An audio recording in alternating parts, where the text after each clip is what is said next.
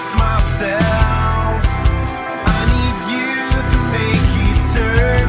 I know.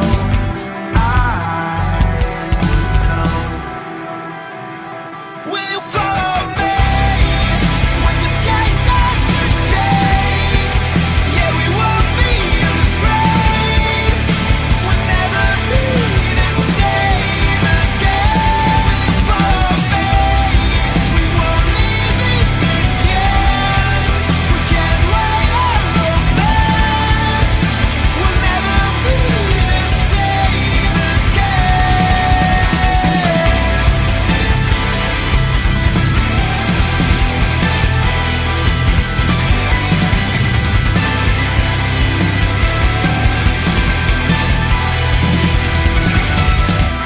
I could keep the light from turning into darkness. You'd be my escape.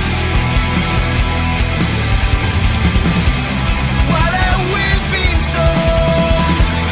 Easy to unfold. Future might seem out of reach, but we're getting close. Will you follow me when the sky starts to change? Yeah, we won't be afraid. We'll never be the same again.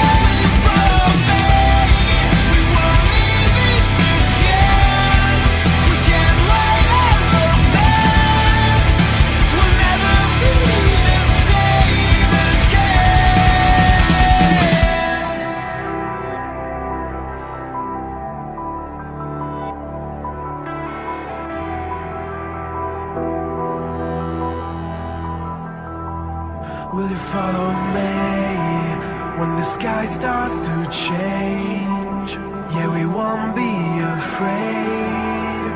We'll never be the same again.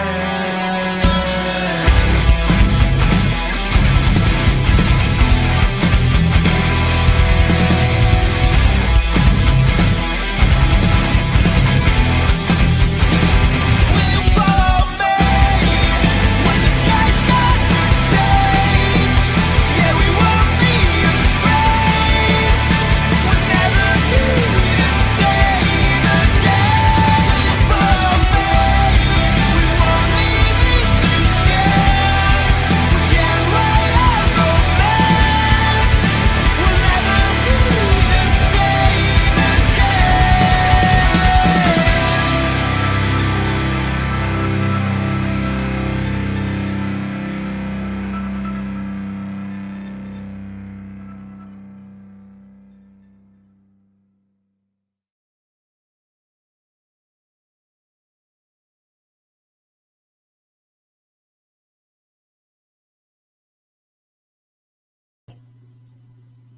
You're streaming with the Fantasy Follow.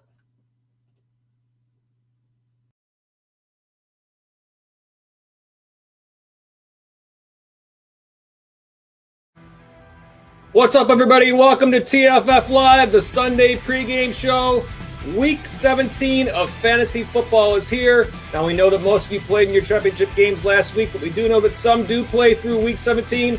So we are here with you, getting you ready for all of your games today. And if you are done with your league, be sure and join us anyway and celebrate that league win, hopefully, that you all were able to collect last week.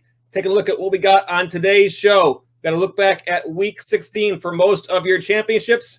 Actives and inactives are out for the 1 p.m. games, and we'll have starts and sits for Week 17. And don't forget, all show, we're here to answer your fantasy football questions. Drop in the live chat. Even if we are doing other things, we will get to your chat as soon as possible. That's what we're here for, and that's what we love to do. If you're watching on replay, feel free to drop us a comment below. But either way, let's get into it.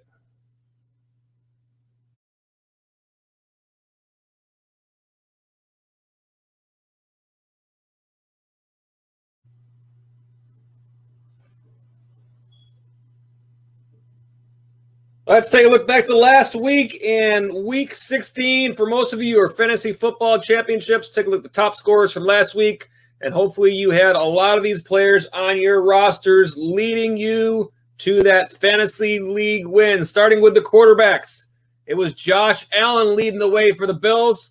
So that was in that win against New England. 32.30 fantasy points. That was 320 yards passing, 4 touchdowns. Also added 35 yards on the ground. Tom Brady from the Bucs in a win against Detroit. 29.92 fantasy points, 348 yards passing on 4 touchdowns. Andy Dalton for the Cowboys. That was in a win against the Eagles. 27.58 fantasy points. That was 377 yards passing, 3 touchdowns, adding 15 yards on the ground. Deshaun Watson for the Texans. That was in a loss against Cincinnati. 26.76 fantasy points. That was 324 yards passing, 3 touchdowns, as well as 38 yards on the ground. And then Aaron Rodgers, another nice game for the Packers. That was a win against Tennessee. 26.14 fantasy points, 231 yards passing, 4 touchdowns, also adding 19 yards on the ground. Top scorers from last week at the wide receiver position, it was Devontae Adams leading the way for the Packers, 43.20 fantasy points. That was 142 yards receiving, 11 catches, 3 touchdowns. Stephon Diggs for the Bills in that win over the Patriots, 41.50 fantasy points. That was 145 yards receiving on 9 catches, 3 touchdowns for Diggs. And then Mike Evans for the Bucs in that win against the Lions, 40.10 fantasy points. That was 181 yards receiving, 10 catches, 2 touchdowns. Michael Gallup sighting for the Cowboys. That was in a win against the Eagles, 30.10 fantasy points. That was 121 yards receiving, 6 catches, 2 touchdowns. And then Jamison Crowder for the New York Jets, 29.32 fantasy points in that win against the Browns, 92 yards receiving, 7 catches, and 1 touchdown, also adding 14 yards rushing and 43 yards passing with a touchdown for the Jets. Look at that.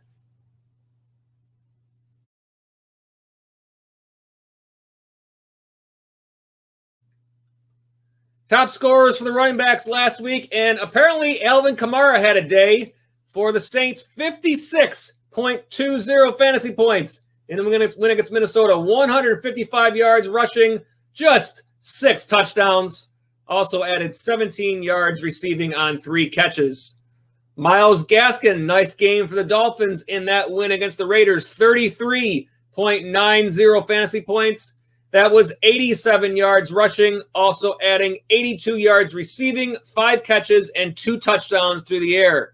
Samaje Perine, who else would it be for the Bengals? 29.60 fantasy points in that win against Houston. 95 yards, 2 touchdowns, adding 41 yards through the air, 4 catches. David Johnson for the Texans, 28.90 fantasy points. That was in that loss to the Bengals. 128 yards rushing, 1 touchdown. Also had 11 yards through the air, 3 catches, 1 touchdown there as well. And then Jeff Wilson for the 49ers. That was in a win against the Cardinals. 27.40 fantasy points, 183 yards rushing, also adding 21 receiving yards on 1 catch with 1 touchdown.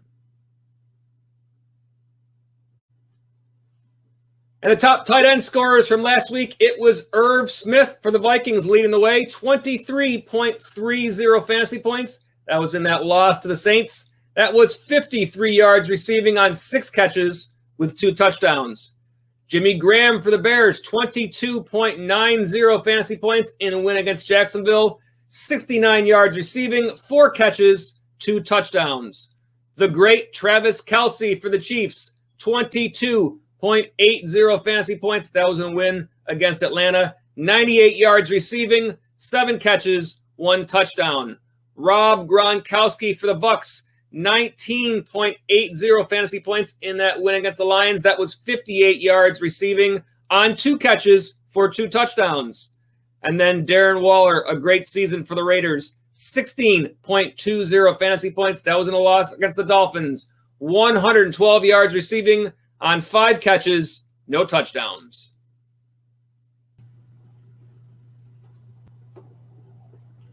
That's the rundown from last week, getting you right into Week 17 now. We see some early chats from you, so we're going to jump right into that. We will remind you that the live chat is open throughout the entire show, answering your fantasy football questions all show long, getting you ready for your Week 17 matchups. Even if we are going through other content, feel free to drop us a chat, and we will get to those as soon as we can. Let's get it right going here with Ilias Giftopoulos. Welcome back, one of our regulars, Ilias Giftopoulos. You say hello. Hello, Ilias. You're going to ask today, Darren Waller or George Kittle, PPR. All right, so let's get it right started with some information for you to look at on the left side of your screen. Fantasy points to the tight end spot. And let's take a look at these two matchups for both of these teams. First off, for the Las Vegas Raiders, let's see. That's a 425 game on the road against Denver. So Denver currently allowing, where do they fall here? 25th. So that's the 8th fewest fantasy points to the tight end spot. And then you've got George Kittle for the 49ers. And let's see, what time do they play at there? That is a 425 game also, home against Seattle. And Seattle, where do they fall? Currently 23rd. So 12th fewest, about the same matchup between both of those.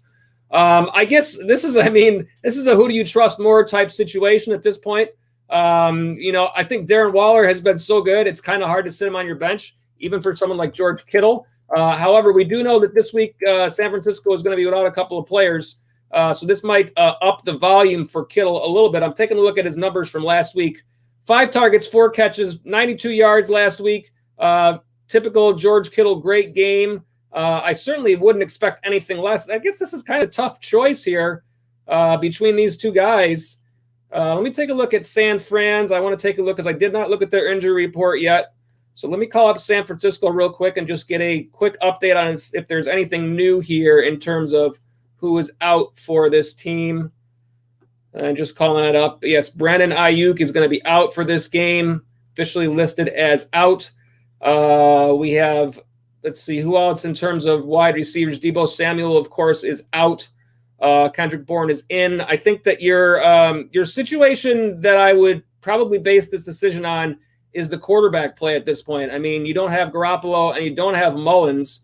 So you're talking about a third string quarterback. Again, CJ Beathard, obviously he's gotten a ton of play with George Kittle. So they're plenty familiar with each other. But Seattle has been a little bit tougher on defense. Flip that over to the Las Vegas side of things, and we know what Darren Waller has done all year long. I'm going to call up his stats just to take a quick look to see where he was at last week. I know it was a pretty big game last week. Yeah, he's been, wow, the last 4 games, 200 yards, 75 yards, 150 yards, 112 yards. The matchups are about even. I don't know. To me, you're talking about a third string quarterback versus Darren Waller, who is they're both going to be basically their main guys in the passing game. It probably leans me a little bit towards Waller in this situation, although Kittle is obviously a great player. But again, you're talking the third string quarterback versus Derek Carr. I probably would lean just a little bit in Waller's direction, especially as good as he's been. I think it's very close. I think either one of these guys, it's hard to go wrong, with 2 stud tight ends like this. But just simply because of quarterback play, I'll probably lean a little bit towards Waller's direction. But as I always say, Ilias, try to give me some backup information in addition to my opinion, and I hope that it leads you to the decision that you want to make. As always, your roster as well as anybody. But absolutely hope that whichever guy you pick there, hope that they do crush it.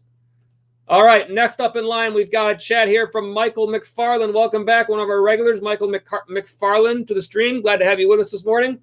You say, should I start Alexander Madison or Ty Montgomery? Based on Madison not producing throughout the season and just coming off injury, would it be too risky to play him as an RB2 PPR? All right, let's take a look at some numbers. Obviously, for those of you that play fantasy up until week 17, wow. I mean, you talk about this is the toughest of all prospects, it seems, because there are so many things that go on, not only with all the uncertainty that has happened this year, but now you've got teams potentially not playing all their players. What I do want to do is I want to look at Tyler Montgomery and see if there are any reports here that will help us out in terms of what they expect from him. Nothing really to say there either way. Playing against Carolina, numbers on the left side of your screen, that's fantasy points to the running back position. Carolina currently the 9th most fantasy points to the running back position. Madison for Minnesota. I personally think the matchup is too good to not play Alexander Madison, despite any hesitation that you might have here. Looking at his reports here, missed time, appendectomy, concussion down the stretch, 6 carries in the last 7 weeks. What I don't know is, okay, he was practicing Wednesday coming off concussion. Let's see, 7 touches since week 9 because of the appendectomy. I would say probably the fact that he's had more time to recover from that versus the concussion probably bodes a little bit better for him. The matchup here playing against Detroit. Detroit currently on the left side of your screen, the second most fantasy points to the running back spot. I feel like who else are they going to give the ball to there in Minnesota besides Madison? Is there anybody else that's potentially going to take away any of his work? And that's what I'm looking up right now. I don't know. Amir Abdullah, potentially Mike Boone. I don't know if any of these guys are real factors to cut into his workload. On the New Orleans side, again, this is a tough situation, but I kind of have a feeling that they may end up running a lot more Taysom Hill this game as opposed to working anybody else into this game. There's really nobody else that looks like they would be a factor. The matchup is in favor of Madison. I understand the injury concerns, but when I look at a matchup that's this good, I think sometimes you kind of just have to roll with that and just hope that the injury is not an issue and kind of trust that if it was an issue, they probably wouldn't put him in that spot if he wasn't ready for it. So I think probably that matchup is too good to not go with, even though the matchup is good on Montgomery's side. Also, you do have that Taysom Hill factor looming there, whereas you really don't have that on the Minnesota side of things. So if it were me, I probably lean a little bit more towards Alexander Madison in this situation. I certainly think that he's somebody that I liked. I did not make him one of my sneak preview. I did not make him one of my top 5 starts this week, but I did have him in consideration on that list that I'll do later on in this show. So to me, I would say I like Madison here, but I definitely see your hesitation. Whichever, as I say, whichever guy you pick, I hope they crush it. And I do see your follow-up here. Do I think Madison will play a full game? Again, it's one of those situations where it's kind of like what I've said about like Julio Jones in past weeks. If he says he's good to go, if they clear him to go in this game, I don't feel like they would necessarily put him in this situation if they didn't feel like he was ready to handle it. You almost have to kind of just trust that that's going to be the case, that he's going to be good to go. Taking a look at game times just to see if there's anything that helps you out there. That Minnesota game is a 1:00 game, and that New Orleans game, it doesn't really matter when the New Orleans game, you have to make that decision either way. It's a 4:25 game. But to me, I think this is one of those situations where, you know, if there was any possible thought that they weren't going to go that way, you would have to hope that they would have given some indication. And again, it's fantasy football, so, you know, you get tripped up on that all the time, but he is not listed as questionable. He came off of concussion protocol on Wednesday, so I would have to think that those reports would have indicated something if there was any concern on that, on the part of that team.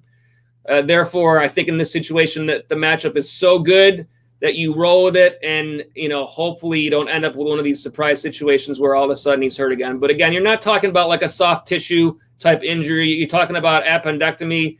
You would think recovery from that probably, you know, he's probably in good shape or he wouldn't be out there. I mean, that's a pretty awful situation to be in if he wasn't back to 100%. The concussion, probably a little bit less of a concern because you know they're going to go through that protocol and they're not going to clear him till he's absolutely ready. So those being the 2 injuries that he's coming off of, I think Madison is, based on that matchup being that good, I would lean that way. I think it's hard to go away from that against Detroit, who has just been leaking fantasy points to everybody, but especially in the run game.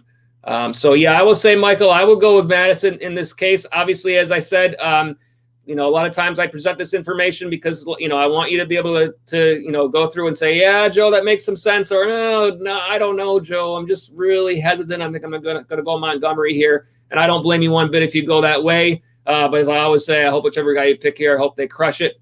And if you're playing in this week 17, going for your championship, go out there and get that championship done. Absolutely. All right, Michael McFarland, thank you again, one of our regulars. Appreciate all of you regulars for being on the stream. Here's another one of our regulars, and it is Larry. What's up, Larry? Glad to have you with us again today. You say, I've got a huge matchup today in the jobber bracket going for 7th place. Hey, man, 7th place, that's 1 spot ahead of 8th. You know, that's something to be said. It's just below halfway point in a 12-team league. that's the jobber bracket, like fantasy situation you want right there. What more can you ask for? So yeah, go out and get that W, Larry. 7th place. Hey, it's better than 8th. All right, man. Appreciate all you guys' chat. Again, we will remind you the live chat is open throughout the entire live stream, taking you right up until game time, answering all your fantasy football questions. We hope that if you guys are playing in Week 17, we hope that you can navigate all of the potholes in this week and find your way to a championship. And we hope, obviously, if you finished up last week, that you were able to get the job done and get that W in Week 16. Either way, let's put up a couple of pieces of information for you here before we move on. Talking about the TFF Live Sunday pregame show. That is what you are watching right now. This is the final Sunday pregame show of the season. We absolutely thank all of you that have been with us all season long, all of our regulars. For those of you that are new to the stream, we welcome you. We're glad that you're here in Week 17. We are already looking forward towards planning some off-season content for the channel, and we'll be looking to do that in the future weeks. But again, we thank all of you that have been a part of our shows throughout the year, and especially those of you who have been able to go ahead and subscribe and get us closer to our goal of 100 new subscribers. We're moving our way along just over the 60 point right now. So we are continuing to work towards that goal, and we definitely thank all of you for being a part of that. As I said before, the Fantasy Follow, brand new channel this season on YouTube. We've been with you every week on Sundays, and we've done a whole bunch of other nighttime shows along the way. We appreciate all of you that have been with us for any of our shows. Again, if any of you are new or if you're watching on replay and if you like what you see here, be sure to hit that subscribe button. As a newer channel, we still don't come up quite as high on those searches as some of the others. So we want to make sure that you're able to get those notifications, letting you know whenever we have new content for you. And also, we are on Twitter at the Fantasy Follow, and that's fantasy spelled FNTSY. And you can also send us your fantasy football questions to our Twitter account during the week, and using the hashtag AskTFFLive, we will answer those shows live right here on this Sunday pregame show. Obviously, not this year, but that is our general premise from week to week. Facebook, Fantasy Follow, and website, fantasyfollow.com. All right, you see the notification at the bottom of your screen. We will leave that. It is also pinned on your chat. So if you are dropping in late or if you're just tuning in, feel free to leave us your fantasy football questions all show long, and we will be going through those. Even if we are doing other things, we will get back to those. But in the meantime, let's get you going with the Week 17 1 p.m. Actives and inactives. These lists are out, and this is not the right one. So we're off to a roaring start here. Let me get rid of Atlanta, Kansas City. That is not this week's game. Welcome to live streaming, everybody. Welcome to my world. Atlanta, let's go right on to the next. Did I load all the wrong? I loaded all the wrong games. That's what happened. All right, so let's do this. Let's start with the one game that I do have on the screen that's correct while I load up the other games. So this is Miami and Buffalo. This is actually the 7th game on our list. However, I need to be actually calling up Week 17 graphics instead of Week 16. I wondered why the first time I loaded these graphics, I couldn't find the Miami game, and that's because I was working in Week 16. So, again, you'd think we've been doing this for this many weeks. We would have figured it out by now. Obviously not. Anyways, here we go. Miami and Buffalo. This game, keep an eye out on your weather. It doesn't look too bad, although there was some snow earlier. They are expecting freezing rain. Quite possibly an issue in this game. Nonetheless, the players to keep an eye on. Jakeem Grant, wide receiver for the Dolphins. He is out for this game. Devontae Parker is going to go. He is active for the Dolphins. And then on the Buffalo side, it is Cole Beasley who is out. We kind of expected that after we lost Cole Beasley to injury last week. I shouldn't say we, even though I am Bills Mafia here. I don't mean to put it in those terms because obviously fantasy football is separate. But anyways, that is the situation in that Miami and Buffalo game. Don't know what to expect in that game in terms of Buffalo playing their starters. I feel like they potentially are not playing their starters for this entire game. The 2 seed is on the line between them and Pittsburgh. Obviously, Pittsburgh not playing Roethlisberger and a host of other players this week. I think Buffalo will kind of return suit depending on how that's going. And I'm sure they will, take an eye to see where things are at halftime. Both of those games are 1 o'clock games, so we could see something kind of flip at the halfway point of those games. All right, next up in line, what was supposed to be our first game in our rundown. It's helpful when I load the correct graphics. At least they're done this week, so that's good news. It's better than me just sitting here reading stuff off a screen to you. This is the Atlanta-Tampa Bay game. Not a lot to see here. Julio Jones is out for Atlanta. Seems like this is a weekly occurrence. Unfortunately, for those of you who had Julio Jones, a disappointing year trying to work him through his injuries. He is again out for this game. Nothing really to see on the Tampa Bay side of things. I'm going to double check that to make sure that there's nothing I missed. I mean, the only player to speak of is LaShawn McCoy. Not really fantasy impact. Perhaps you're concerned about him taking away work from somebody else, but not really a big impact there. All right, next game up here is Dallas and the New York Football Giants. The only player here that's listed of either side is going to be Golden Tate, and this was expected already. Golden Tate is going to be inactive for the Giants in this game. Nothing else to see on either side, so we will certainly expect Zeke to be back in the fold with the issues that he's had. I actually don't even think that Zeke was even listed as questionable at all going into this game, so you would think he is back to 100%. Also, Evan Ingram was not listed as questionable at all. So looks like everything is good in that situation there. Next game up is the other New York team, and that is the Jets and New England. The only thing to speak of here is Damian Harris on the New England side. He is out here, so I would expect plenty of work there I'm drawing a complete blank there on New England. This is what happens when you don't call up the New England. Luckily, I have the entire New England rundown of possible questionables here. Nobody else to speak of. Dante Moncrief was questionable. Somebody help me out because I'm drawing a complete blank on the New England running back that's going to get all the work there this week. Somebody will have it in the chat before I even get it, although I'm calling it up. Sony Michel. I knew it started with an S. It's week 17, everybody. The graphics have been messed up, and I can't remember players. Go with it. It's a big day of football, so we'll just celebrate a year-end last final week of the show in style. All right, next game up is Minnesota and Detroit. We know about Dalvin Cook. Unfortunately, loss in his family there. He's not playing today. Alexander Madison is the running back to speak of there. We already talked about him a little bit.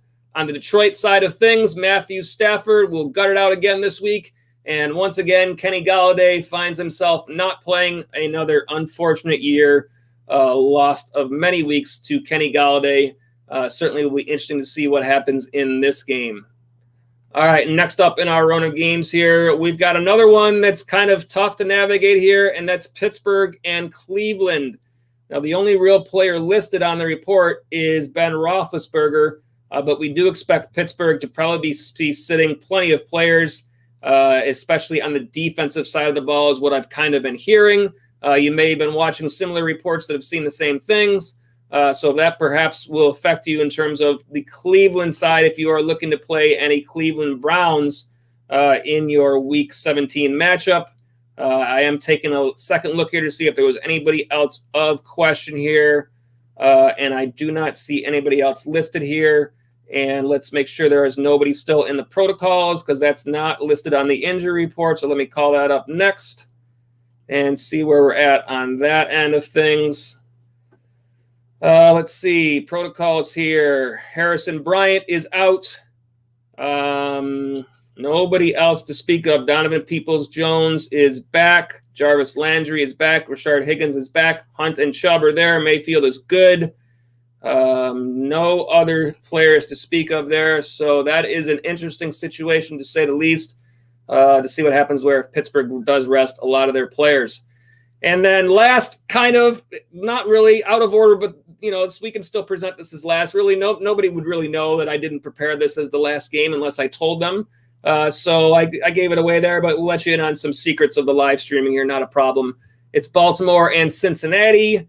Certainly some issues on the running back side of things for Baltimore. They do have Mark Ingram and Gus Edwards both healthy and active, or at least active.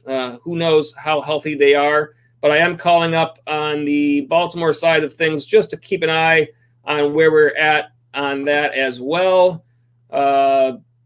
Certainly there were some concerns on Edwards' part, and I did see some reports saying that expect that if Ingram is active, expect that means that they are probably not confident in Gus Edwards' ability to get through the day without setback. So again, this probably does bode well for J.K. Dobbins in this situation. Certainly, it's been nice when you've had Mark Ingram kind of the healthy scratch to kind of know that you whittled it down to 2 in that backfield. But again, it doesn't look like Edwards may not be all that healthy.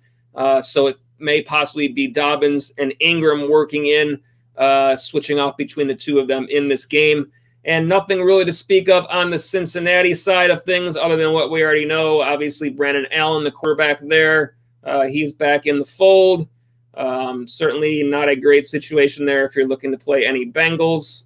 But that is the situation in terms of who is available and who is not. Obviously, Giovanni Bernard in that backfield. And, of course, Samaje Perine, who stole the show last week for Cincinnati again. So we'll see what happens there in that game.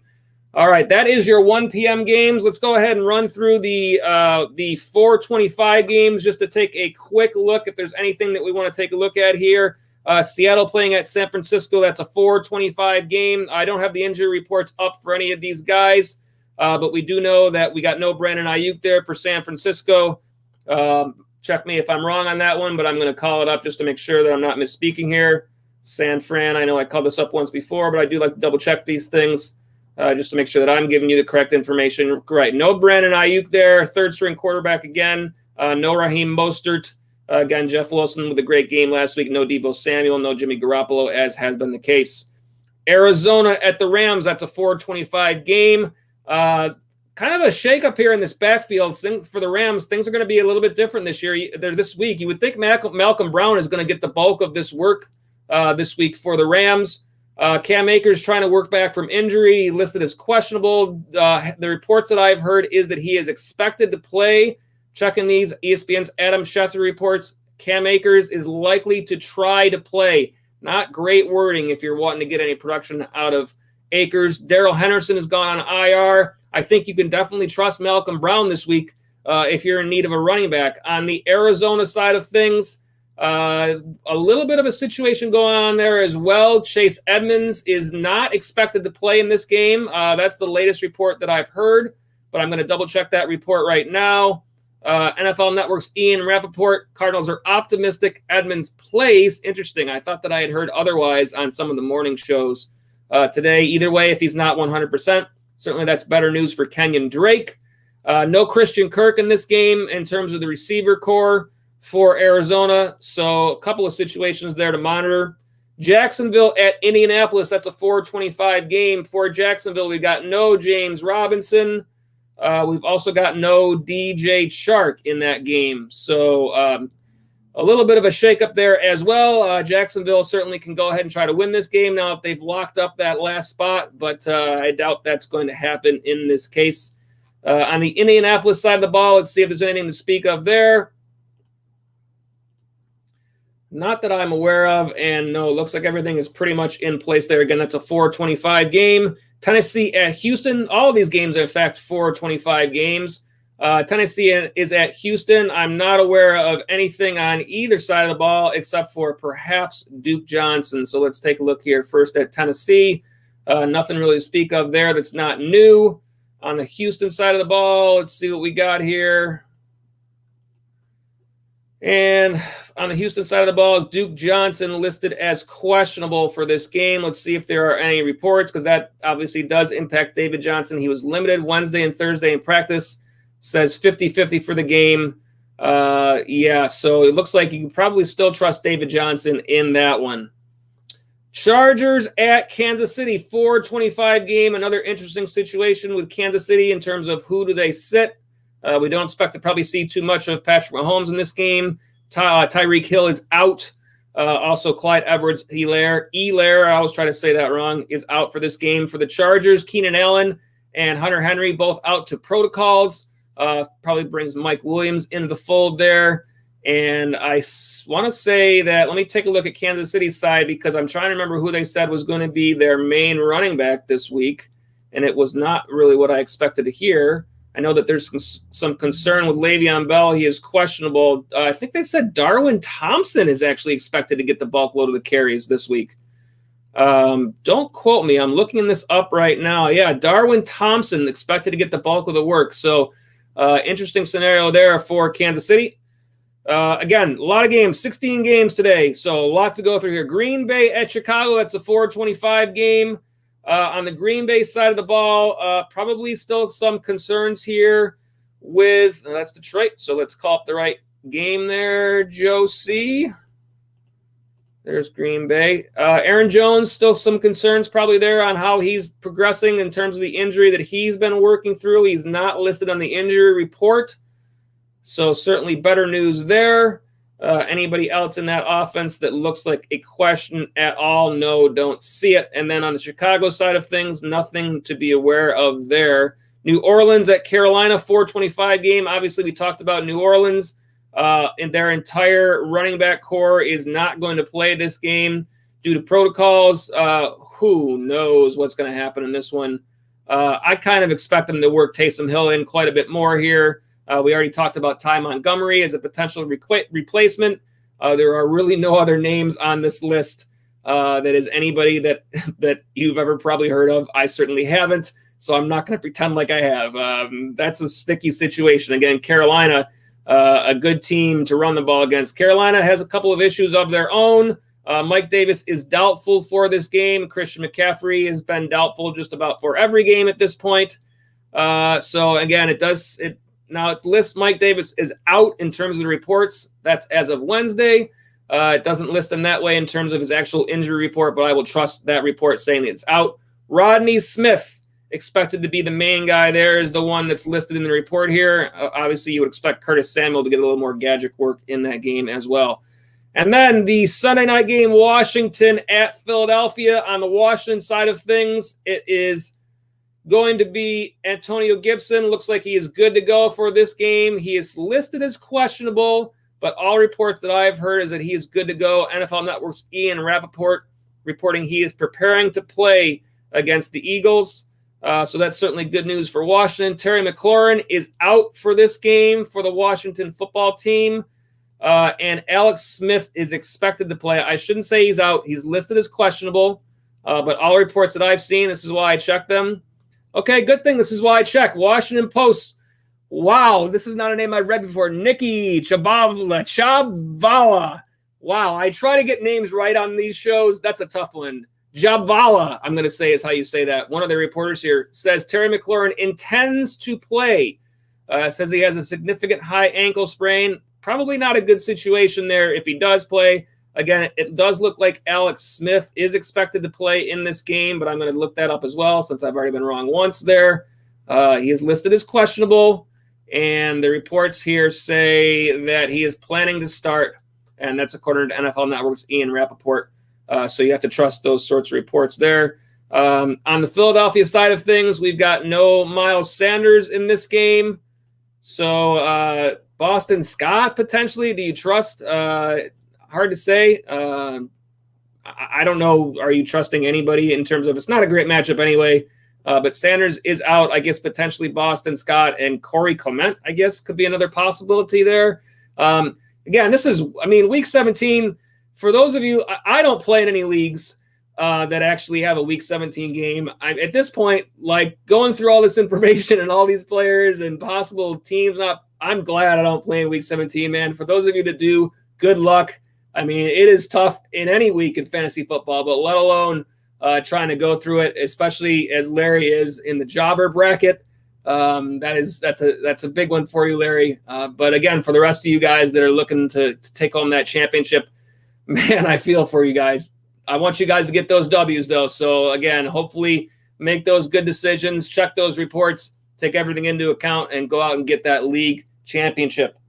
All right, we are about 25 minutes to game time, so let's go ahead and put up our reminder. We are here for your live chat all show, answering your fantasy football questions. Even if we are doing anything else, please feel free to drop us a chat. We will do our best to get to those as quickly as we can. That is the best part of what we do with you guys here. As I always say, I enjoy talking fantasy football with you guys instead of just talking to you. We have plenty of other content to go through. I feel pretty comfortable that I've actually loaded the correct graphics for the rest of the show. So that's good news once we get into that. But again, anybody else that is on the stream and wants to drop in the chat, please feel free to do so. Even if you're just here and your season is over, drop a chat. Let me know if you were able to take home that championship or how you ended up finishing up for the remainder of your season. Certainly interested to hear which ones of you guys were able to take home those championships. All right, let's go ahead and get into, we can actually have a little more time for a change to go through these starts and sits. Usually the past few weeks, they've been just crammed in. Again, in week 17, the starts and sits, we've got all these games going on, but a bunch of different players and a lot of moving parts. So, this is kind of one of those things where some of these may not potentially be in normal situations that we expect, but nonetheless, I try to give you 5 starts and 5 sits every week at each of the 4 main positions. So that is what we will do, starting out with, there it is, the quarterback spot. My top start, as I drop my pencil, my top start for week 17, it's going to be Ryan Tannehill for the Tennessee Titans. And the Titans today playing at the Houston Texans, and the Titans still have a lot to play for this year. Tannehill has, in the previous matchup between these two games, Tannehill went for 364 yards, 4 touchdowns. That was 29.56 fantasy points, and that was in week 6. The Texans have given up 20-plus fantasy points to 6 different quarterbacks this year and are allowing the 7th most passing yards in the league. So I have Ryan Tannehill as my top start for week 17. Certainly it's been a great season for the Titans quarterback. Take a look at the rest of the top 5 quarterback starts for week 17. I've got Phillip Rivers for the Indianapolis Colts. Again, another team still likely to be playing for something here, taking on the Jacksonville Jaguars, a team that is not, although they can probably sell out a little more than they have in previous weeks at this point. At any rate, the Jaguars allowing the 3rd most fantasy points to the quarterback spot. They've given up 20-plus fantasy points to 9 different quarterbacks this year and are allowing the 6th most passing yards in the league.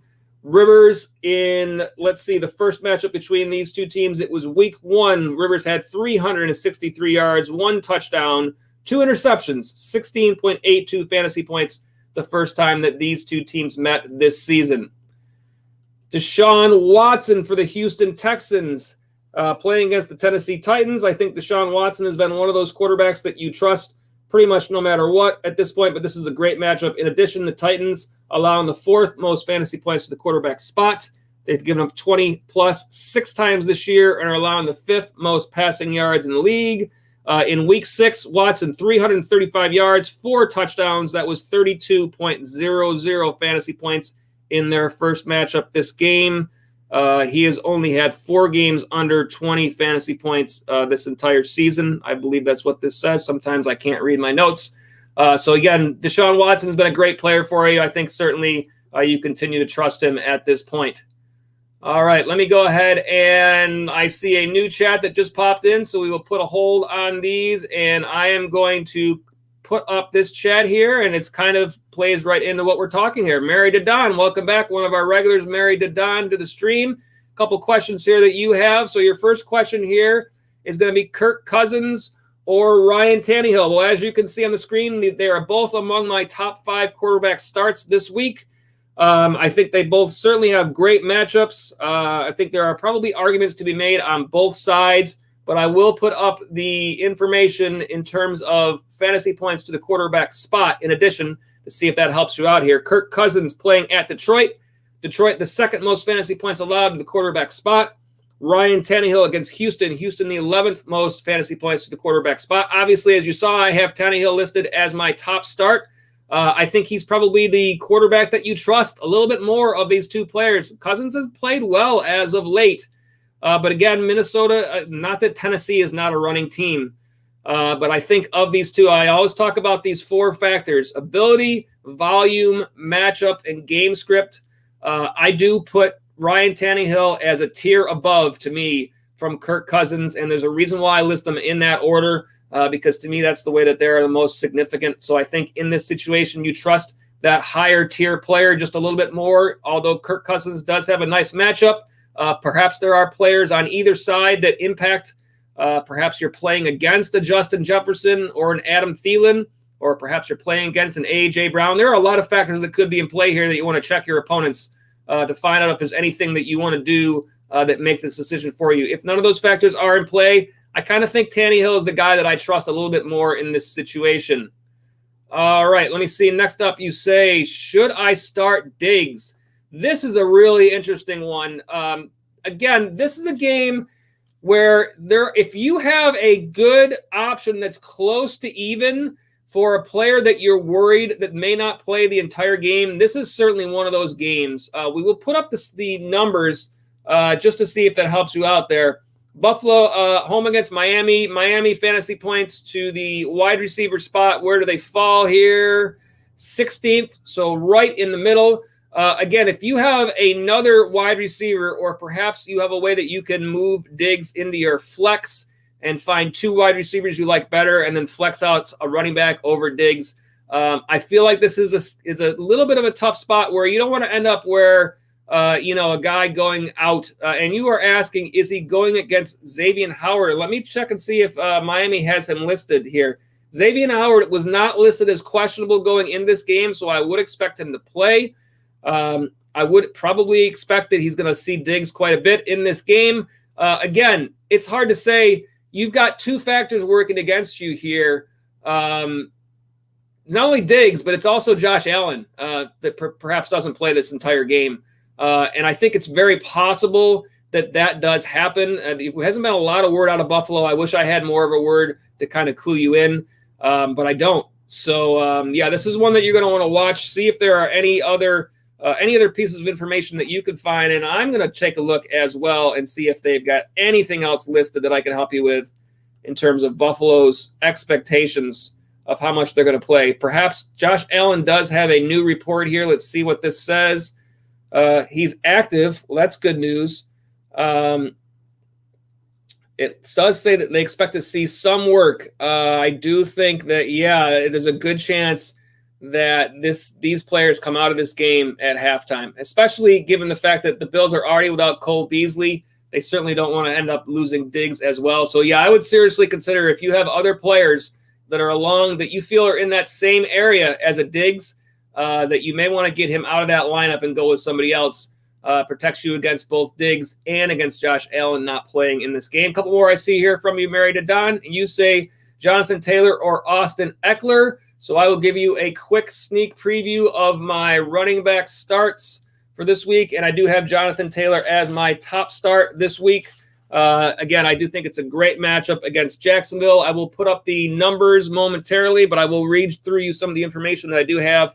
Jacksonville, the fourth most fantasy points to the running back spot, 20-plus fantasy points to 7 different backs this year, allowing the third most rushing yards in the league, and Taylor's 6 touchdowns in the last 4 games as well. Let's put up the other information to take a look at the other side of that matchup. Austin Eckler for the Chargers. Again, that is a night. I shouldn't say night. That's a 4:25 game. And let's take a look on the road at Kansas City. And Kansas City allowing the 15th most fantasy points to the running back spot. Clear matchup in favor of Taylor here. Eckler, obviously, the volume edge. Kansas City has been bad against the run.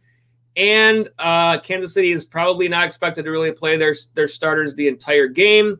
Even so, I feel like as good as Taylor's been playing lately, the matchup, I know a lot of times I will usually take volume over matchup, but I'm not sure that I feel like Austin Eckler has really – let me take a look at some notes. Take a look at some numbers for Eckler. I'm not sure that Eckler has been putting up the kind of games that you would want to see as opposed to Taylor. Decent. Last 2 games, 60 yards, 45 yards. Had his first touchdown in 5 games last week. But again, Jonathan Taylor, if I compare those numbers, let's see. No, that's not Tyrod Taylor. How about Jonathan Taylor? There we go. Easy for me to say, huh? Jonathan Taylor the past couple of weeks. And again, I'm looking on a half-point PPR screen. Last 4 games, 21.0, 29.5, 17.5, 19.4. 5 touchdowns in the last 3 games. 6 that's rushing touchdowns. 6 touchdowns overall in the last 4. This might be a situation here where you may be able to play both of these players if you don't end up playing Diggs. If you're able to get another receiver in there into your WR1 or 2 spot, and perhaps that brings a running back into the flex spot, I don't think it's an awful choice to bring in both of these players if you can swing it. And then a couple more follow-ups here. You say, I can't decided on which quarterback. Again, I think Tannehill, the more trusted of those two players between himself and Kirk Cousins. So to me, I think you go with a player that you trust more in that spot. And then you say Derrick Henry is going to take a lot of the points. I have felt the same way in the last couple of weeks, and yet Ryan Tannehill has continued to be really good, even despite the fact that you have Derrick Henry looming. I really thought there was some nice matchups for Henry, especially in that Detroit game where Detroit was just getting crushed on the ground, and then Tannehill went and put up 37.02. So, yes, last week he didn't put up quite as many in a big loss to Green Bay. Again, a nice matchup here as well against Houston. To me, do you want to go, if this is your championship game, would you rather go out with Cousins or would you rather go with Tannehill in this spot? I think I probably would trust Tannehill a little bit more. And you say all, and I'm not sure which one that was referring to, but let's see if there are any else here. Yep, one more, and then we'll get to the rest of you guys. Just over 10 minutes to game time, and you say Taylor, Eckler, Murray, Diggs, Brown, Cooks, Kelsey, Hooper, Johnson, Cousins, Dobbins, and Claypool. So if you're talking about potentially moving Diggs out of that starting lineup, again, you're moving in A.J. Brown. I like Brandon Cooks a lot this week. I don't know that I trust Deontay Johnson, given the fact that Roethlisberger is not playing. I think you can definitely, same thing with Claypool. I think you have a nice matchup there for Dobbins in terms of running backs. Again, fantasy points to running backs on the left side of your screen. And take a look at the Baltimore game, Cincinnati, 13th. So just above the halfway point. I think you got Taylor and Eckler definitely for your running backs are in good shape there. I think you can definitely go Brown and, again, Cooks. If you look at the wide receivers there for Houston, let's see, Tennessee, that's a 425 game. And Tennessee, the second most fantasy points allowed to the wide receiver spot. And we saw Cooks have a big game last week, even though obviously you'd rather have Stephon Diggs any day of the week. I think that you might end up being able to trust the fact that you're going to get a full game out of Cooks here and not knowing what you're going to get from Diggs in that situation. So, yeah, I think Brown and Cooks, if you don't want to go with Diggs, I think if you do want to stick with Diggs and hope that he does play that entire game, then you're probably looking at Brown, Diggs, Taylor, Eckler, and you can slide in Dobbins probably as your flex in a good matchup there. I think that's probably as much as you want to trust out of those players. So, all right, I think that's all of them, Mary to Don. Hope all that information helps you out. I do hope that whichever plays you pick there, I hope that they crush it. But again, one of our regulars, we appreciate you being with us all season and glad to have you back with us again for week 17 and hope that you're going out to get that fantasy championship. All right, let's take a look at the next few here and we'll go through these a little bit quicker so that we can get to the rest of those start and sits as well. From our most famous live stream viewer, former NFL great Bill Romanowski, one of our regulars. Welcome back, Bill. So glad to have you on the stream. You say, are Diggs and Deontay Johnson worth playing? Tannehill or Herbert? Sorry, just got here. No need to apologize at all. We're on the air for an hour. There's a reason. If we did a 10-minute show, then you would have missed us. But you're here, so better late than never. Yeah, we've been talking about this a lot. I don't think Johnson, because of the fact that I wouldn't trust, Roethlisberger not playing in that matchup. And Diggs, it looks like he's at least going to start the game, but I'm suspect on whether or not he's going to finish that game. So, yeah, I think if you've got options that are in the same realm as those players, certainly it's not great if you have to sit them both down to find two good options to fulfill those two spots. But if you do have them, I would definitely consider. I think there is an argument there. And you say McLaurin over Diggs. Oh boy, that's a tough one. So Washington game being a night game, the problem there is what happens if McLaurin isn't able to go? You've got probably as good a chance. I'm calling up Terry McLaurin for his reports. You've got probably as good a chance as Terry McLaurin leaving that game halfway through as you do Diggs, the way I look at it. High ankle sprain. I mean, that's nothing to mess with. Says he will likely be limited in the regular season finale, even if McLaurin plays half the snaps. It's a noticeable bump for Washington's chances. Clearly, the matchup is obviously good there for Washington. Let's put up the numbers real quick. Wide receivers, Washington in that game against Philadelphia. Philadelphia, the 7th most fantasy points to the wide receiver spot. Diggs in Miami, 16th. So it is a better matchup. Again, this is like a complete toss-up because you really have no way to know which way this is going to shake out. This is a really tough spot, Bill. Man, I hope that you are leading by a ton in this matchup right now. Hopefully it's a 2-week finale, or if it's just a 1-week finale. Oh, man. Jay Postman jumps in and says Diggs all day. But again, welcome back, Jay Postman 425. Glad to also have you here. And also you say, assuming he's playing. It does look like he's at least going to start the game. But again, the concern is, do those players actually finish those games for Buffalo, or do they end up bringing them out partway through? That is a tough spot. Just given the fact that I feel like there's a reasonable chance that Buffalo doesn't play, I hope that you've read some reports, or perhaps there's something else that I haven't seen. I'm going to call up Twitter really fast and take a look at the Buffalo Bills, who I do follow on Twitter, just to see if there's anything there that helps out, because, man, I really hope that you are able to get the right person you want here. Let's see. Calling up. Doesn't really say a whole lot here, and I would not expect him to really give away too much of what they expect to do here. Clearly, he's active. Wow, that's a tough spot, Bill. Obviously, I would rather have Diggs, being that McLaurin has injury issues. I guess you probably, if he's going to start the game, I guess you just have to go with it because, in fact, McLaurin's already going to be limited, and he's hurt, so there's a reasonable chance that he leaves that game anyways, and Diggs is the better player of the two. Even though McLaurin has the nice matchup, I probably got to say Diggs, but I don't love it at all, man. I hope that one works out for you, Bill. Put up the original chat again just so everyone else can see that. Obviously, I hope that you're able to get one of these guys to produce some nice points for you, either Diggs or McLaurin, and able to carry you through that W. If not, I hope you have the running backs. Again, Week 17 is rough, and this is a rough spot here. I probably will go with Diggs as well, but I don't love it at all. At least he's active, and you hope that there's a chance that they decide to go for it and try to win that game outright. All right, Bill Romanowski, again, welcome. Glad to have you back on the stream. We're a little under 10 minutes to go here, so we're going to move through these a little bit quicker. We'll probably go a little bit over past game time. We'll do the rest of the starts and sits in overtime, and that's not a problem at all. I'd rather get these chats in. Eduardo Fernandez, welcome, Eduardo Fernandez. Looks like you might be a new viewer to the stream. If so, welcome. If I'm losing my mind and you've been here before, then welcome back. But either way, glad to have you. And you say, hey, and I say, hey. Should I play Godwin instead of Diggs?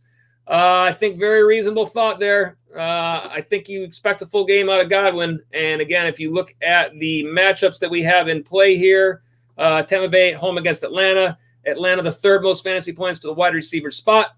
Again, I think this is given a good matchup, and he's a good player as well. Certainly, there are a lot of mouths to feed there.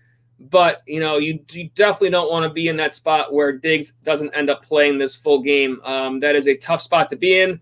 I would love to have Diggs instead, but it's such a question mark that, perhaps you go with a safer play here, and that might be Chris Godwin in this situation. So thank you, Eduardo Fernandez, and hope that you are able to get that guy that crushes it no matter who you pick there.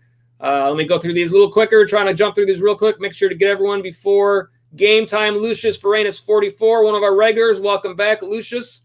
You say flex Godwin or Jeff Wilson. Scared Godwin won't play the whole game. So this isn't something that I've seen so much about Tampa Bay. I have not investigated whether or not Tampa Bay could potentially not play their players, but certainly this is not a team that is in any situations. I'm going to look up any reports here to see if there's anything mentioned. Let's see here. Doesn't say anything at all. Jeff Wilson has certainly been really good for the 49ers. I don't know that there's any reason to be afraid of Jeff Wilson at this point in terms of his workload, so I think that's a very reasonable thought. He certainly had a huge game last week, and I don't know really what else you're going to expect to get in that backfield. He has been getting the work as of late. Looking on a half-point PPR screen, 183 yards last week, 22 carries. 26.9 fantasy points. And if I put up the matchup against running backs here, taking a look playing against Seattle, where do they fall? Let's see, 17th. So right at the midway point. I think it's a very reasonable thought here. Again, this is so tough in week 17, but you want to protect yourself. If you have concerns about a player potentially not playing the entire game, as I always say, you guys know your roster as well as anybody. If you're feeling that concern and you have someone that is a reasonable substitution, and Jeff Wilson is for sure, as well as he played last week, the matchup is still decent. Obviously, the matchup is a little better for Tampa Bay, but I think it's a very reasonable thought to go that direction. So I like what you're thinking, Lucius. I feel like this is one of those where you got to go with your gut, because I certainly have no way to predict whether or not any of these guys are going to play the entire game. But if your gut's saying you don't like the fact that you're worried about Godwin, then you know which direction you got to go. And I think Jeff Wilson is a very reasonable player to plug in there. So I think that's a very decent thought on your part. And again, hope whichever guy you pick there, I do hope that they crush it. All right, let me slide on down here. Michael McFarlane. Again, let's take a look at what you got here. Aguilar or T.Y. Hilton. I would not think that Aguilar I don't think that he's been really returning the value as of late that he was earlier in the season. I'm just looking at some numbers to make sure I'm not missing something. I think you got to take, well, I shouldn't say that. 24 points last week against Miami, 155 yards. That is not a game that was on my radar. Let's say that for sure. The matchup against Denver, taking a look real quick for wide receivers. Denver allowing 20th. T.Y. Hilton for Indianapolis. That matchup, let's see here. Where do they fall? Jacksonville, a much better matchup, 9th. I can see what you're thinking with T.Y. or with Aguilar having that big game, but he really hasn't been involved. I mean, all that much. His target share has been going down every week. The last 4 games, 11, 9, 8, 6. He did happen to hit that big game. Again, he's going to be boomer bust. T.Y. Hilton is also going to be boomer bust. Since the matchup is better there, I probably like Hilton a little bit more in this spot. They're both going to be kind of big boomer bust, but the matchup is in Hilton's favor. So I'm going to go with Hilton on that one. Again, I usually give you a little bit more information, but a couple minutes to game time. You say hasn't been targeted lately and a little worried to play him. I'm not sure which one you're talking about there, but I think perhaps you're talking about Aguilar. Hope that guy, whichever one you pick, crushes it for you there. Bill Romanowski says, thanks, brother. And I say, no, thank you. Jay Postman. I feel like Aguilar is the better play. He seems to have a hot hand at the moment. Again, good opinions there on both sides. And Michael McFarlane, it's just tough because you can. I'm not sure what that means there. But perhaps there's the rest of it. Can't ever predict how they will do. Yep, absolutely. Fantasy football is all about opinions. And agree, the joy of fantasy football. I like Hilton between those two. Just because I feel like I feel more comfortable with him perhaps getting a little bit more target share over Aguilar being a little more difficult to predict. All right, that is all of the chats. Again, this show is a little bit faster paced. I know on the night shows, I usually try to present a lot more information to try to back up my opinions, hoping that it pushes you towards the decision that is best for you instead of just relying on what I'm saying. I will always give you my opinion, but I like to try to give you that backup information. Tougher to do in an hour show, but we wanted to get those in before game time. We got all those in, which only leaves us with the rest of the starts and the sits. We will go through those quickly. If any of you have last-minute chats, feel free to drop them in. Perhaps you have questions about the later games, but we will go through these starts and sits since we got them ready for you. We do know that it's game time, but we'll run through them real quickly at any rate. We already talked about most of these guys. We did not talk about Kirk Cousins. I guess we did a little bit in terms of the actual lineup decisions. And then Justin Herbert is my number 5. I think this is some of these are a little bit questionable, obviously, because of the week 7 decisions. But I did include Justin Herbert. Another guy that I did consider there was Tom Brady. I'd moved Herbert in just because I simply felt like there was a better chance that Herbert more comfortably plays that entire game.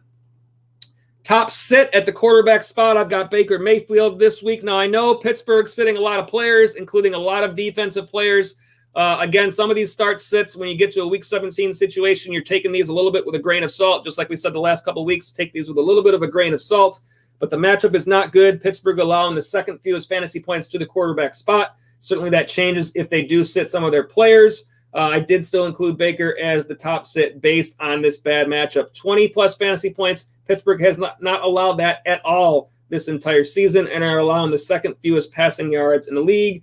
And in the first game between these two teams this year, it was week 6, Baker Mayfield, just 7.26 fantasy points. So I did include Baker as the top sit for week 17. And the rest of the top 5, Mitchell Trubisky for the Bears, another tough matchup here against the Packers. Packers allowing the 4th fewest fantasy points to the quarterback spot.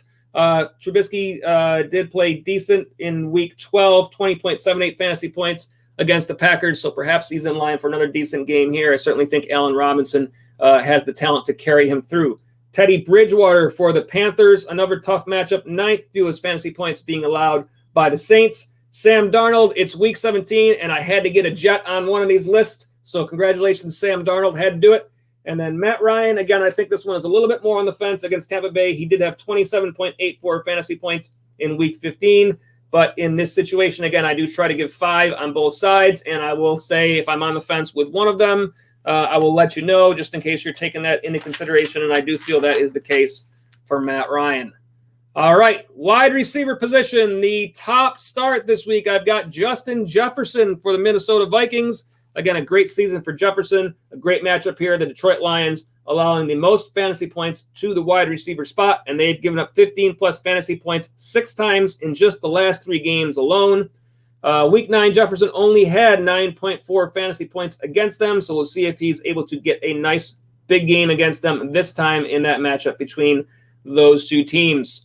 The rest of the top 5 I've got here at the wide receiver spot, I've got Brandon Cooks. Talked about him a little bit already. I think Cooks in line for a good workload today against the Titans. Titans allowing the 2nd most fantasy points to the wide receiver spot, and last week, 141 receiving yards for Cooks. Robert Woods with no Cooper Kupp in that game, certainly in line for the volume. Obviously, also no Jared Goff, so you're working with a backup quarterback. However, you expect Woods to be the main guy there and potentially get locked in on him as their main receiver. So I did include Robert Woods. I like the matchup here for Sterling Shepard this week for the Giants against the Cowboys, 5th most fantasy points to the wide receiver spot. And I also like the matchup for Marquis Brown playing against Cincinnati. Brown has been hot as of late, touchdown in 4 of the last 5 games. And the first time these two teams played this year, it was week 5. Brown saw 10 targets in that game, 77 yards and a touchdown. So I do like Marquis Brown again as a start this week. All right, and let's see here. Of course, I have failed to call up the graphics. Now, I said I was all confident that I had all the graphics up here, but I don't have my wide receiver sit graphics up, so I will just give you the top 5. And my top sit this week is Tyler Lockett. He's been tough to trust as of late. Certainly has turned into a boomer bust player this week playing against the 49ers. Middling matchup there, but they have played once this year and only 7.3 fantasy points in that game for Lockett. He's my top sit. Number 2, I've got Tyler Boyd for the Bengals. Tough to trust any of the Bengals once Joe Burrow left that lineup. Baltimore, not a great matchup. 10th fewest fantasy points there. Darnell Mooney for the Bears. I've got him on the sit list. Again, that matchup against the Packers, a tough matchup there. Number 4, Robbie Anderson. I think between him and DJ Moore. DJ Moore had the better game last time against the Saints. Not a great matchup there either. I put Anderson as one of my sits. And then number 5, Tyron Johnson for the Chargers. Again, I included him as a sit. Keenan Allen not playing in this game. Neither is Hunter Henry. However, I included Johnson partly because of the fact that I had that same scenario last week for my championship. I decided to play Tyron Johnson instead of Mike Williams, so I also had on my roster. Williams had a better game, so I went ahead and said, Tyron Johnson, do not start. Start Mike Williams if you have to pick between those 2 players this week, so that's why he's on my sit list. Sometimes I got to have the personal flavor to these, right? So that's why he makes that list. All right, moving over to the running back spot, my top start this week, Jonathan Taylor. Talked about him a little bit earlier. Been playing great as of late and a great matchup. The Jaguars allowing the 4th most fantasy points to the running back spot, so I think this is a great spot for Jonathan Taylor to continue his good play. The rest of this top 5 here, number 2, David Montgomery, same situation, been playing great. Packers are a good matchup, 5th most fantasy points to running backs. The last couple of weeks, we haven't seen that work out quite as well. They've been a little bit tougher, but nonetheless, Montgomery has been so good as of late, and he did have 103 rushing yards in week 12 against the Packers. So I've got him at number 2. Melvin Gordon with no Phillip Lindsay, I think is certainly warranted as a start here for the Broncos playing the Raiders. Another good matchup, 3rd most fantasy points to running backs. David Johnson with a limited Duke Johnson against the Titans. Again, 7th most fantasy points there to running backs. And then I've got Deandre Swift. I did consider a few other players here. I settled on Deandre Swift as number 5. Great matchup here against the Vikings. 6th most fantasy points. A lot of good matchup for running backs here this week amongst our top 5. Amongst the other top 5, the other side of this, number 1, we've had this guy here quite a bit lately. It's been the disappearing Todd Gurley. Not likely going to see a lot. He has not been seeing much work. Again, a bad matchup here. Third fewest fantasy points. We've been seeing Brian Hill, Ito Smith, not as much Todd Gurley as we expect, and certainly his future in Atlanta. Don't know what's going to happen there. I've got Todd Gurley as the top sit for week 17. Hard to trust him at this point in your lineup. Rest of the top 5, we have got Chase Edmonds, who has been banged up for the Cardinals and a bad matchup against the Rams, 5th fewest to the running back spot. James Conner, where has the run game been for Pittsburgh?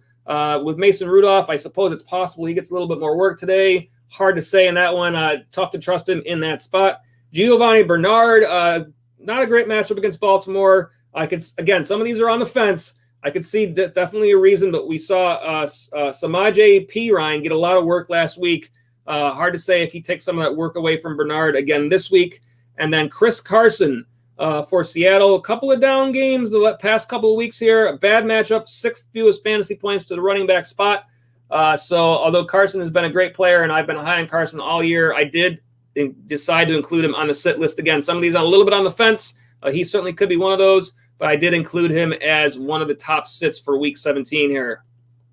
All right, and at the tight end spot, the top start this week, I've got Mark Andrews, again, one of your top tight ends week in and week out, but certainly this matchup warrants it.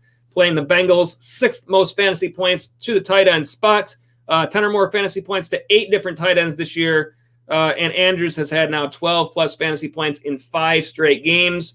I think a nice spot here for Mark Andrews. Taking a look at the rest of the top 5 at the tight end position. Number 2, I've got Robert Tunyan, not only because he's a good matchup, but it gave me one more chance to say his name in the new way that he wanted to say it this season. You know, there's a lot of good reasons to get these people on these lists at this point. Chicago, 5th most fantasy points to the tight end spot.